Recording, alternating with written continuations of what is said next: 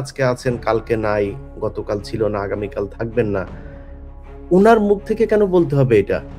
এবার বিএনপি সরকারের কাছ থেকে সুযোগ সুবিধা নেওয়ার চেষ্টা করছেন ঢাকায় চলচ্চিত্রের শীর্ষ নায়ক শাকিব খান। সম্প্রতি শাকিব খান বিএনপির উদ্দেশ্যে এক স্ট্যাটাসের মাধ্যমে জানান, বিএনপি সরকার গঠন করায় তাদেরকে অভিনন্দন জানাই। তাদের প্রতি আমার কিছু দাবি রয়েছে। জাতীয় চলচ্চিত্র পুরস্কারে স্বজনপ্রীতি এবং সিন্ডিকেট ভেঙে দেওয়ার কথা জানান শাকিব খান। এছাড়াও শাকিব খান আরো বলেন যে বাহিরের দেশ থেকে সিনেমার অ্যাক্সেসরিজ আনার শুল্ক যেন কমানো হয়। এছাড়াও নানানভাবে বিএনপির প্রশংসায় ভাসান এই সুপারস্টার। শাকিব খানের এমন মন্তব্য দেখে একই দিনে ইলিয়াস হুসাইন জানান, শাকিব খান বিএনপিকে তেলবাজি করে টিকে থাকতে চাইলেও তাকে কখনোই টিকতে দেওয়া হবে না বাংলা সিনেমায়, কারণ সে স্বৈরাচারের দূষণ। শাকিব খান আওয়ামী লীগের ক্যাম্পেইন করেছে, তা আমরা এখনো ভুলে যাইনি। বাংলার মাটিতে শাকিব খানের সিনেমা আর চলতে দিব না কোনোভাবেই। দর্শক, সাংবাদিক ইলিয়াস হুসাইনের ফেসবুকে পেজে গেলে আপনারা বিস্তারিত জানতে পারবেন। যদিও পোস্টটি সাময়িকভাবে করা হয়েছে,